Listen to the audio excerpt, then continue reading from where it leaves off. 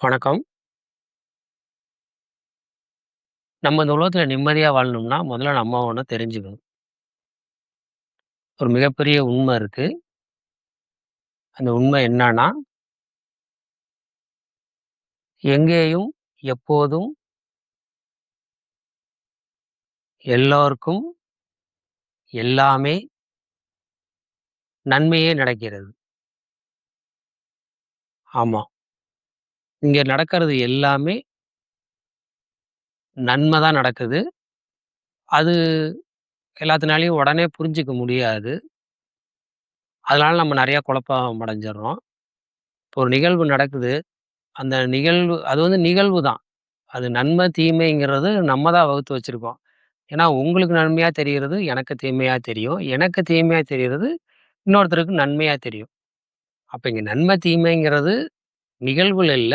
அவங்கவங்களோட பார்க்குற விதத்திலயும், அவங்கவங்க ஏத்துக்கிற விதத்திலயும், அவங்கவங்க சூழ்நிலைக்கு தகுந்த மாரி மாறும். ஆனா நிகழ்வு ஒண்ணு தான். ஆனா இந்த முழுமை நம்மளய முழுசா நம்ம வாழ்க்கைய முழுசா பாக்குது. ஆனா நம்மளால அப்படி முழுசா பார்க்க முடியாது. நீங்களும் அப்படி பார்க்கணும்னா, இந்த முழுமையை நீங்களும் முழுமையாக உணர்ந்திருந்தால் தான், அந்த மாரி பார்க்க முடியும். ஏன்னா உண்மையும் உங்களுக்குள்ள இருக்கு. அந்த உண்மைய உண்மையா நீங்க உணர்ந்திருக்கணும். உணர்ந்தவர்களால் நடப்பதை அனைத்தையும் புரிந்து கொள்ள முடியும். உணராதவர்களால் அதை புரிந்து கொள்வதோ, ஏற்றுக்கொள்வதோ கொஞ்சம் கடினமா இருக்கும்.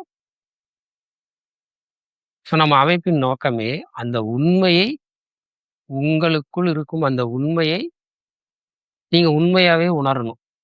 உங்களை உணர வைக்கணும்.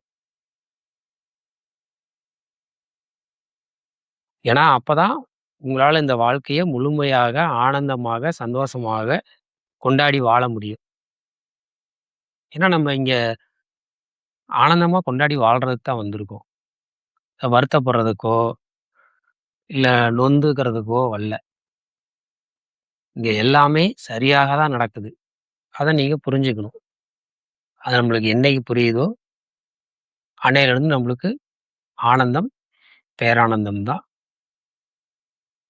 எல்லாமும், எல்லாருக்கும், எல்லா இடங்களிலும், எல்லா நேரங்களிலும் சரியாகத்தான் எல்லாம் நடந்து கொண்டிருக்கிறது. இந்த உண்மை புரியும் பொழுது, நமது வாழ்க்கை ஆனந்தமாக, பேரானந்தமாக மாறும்.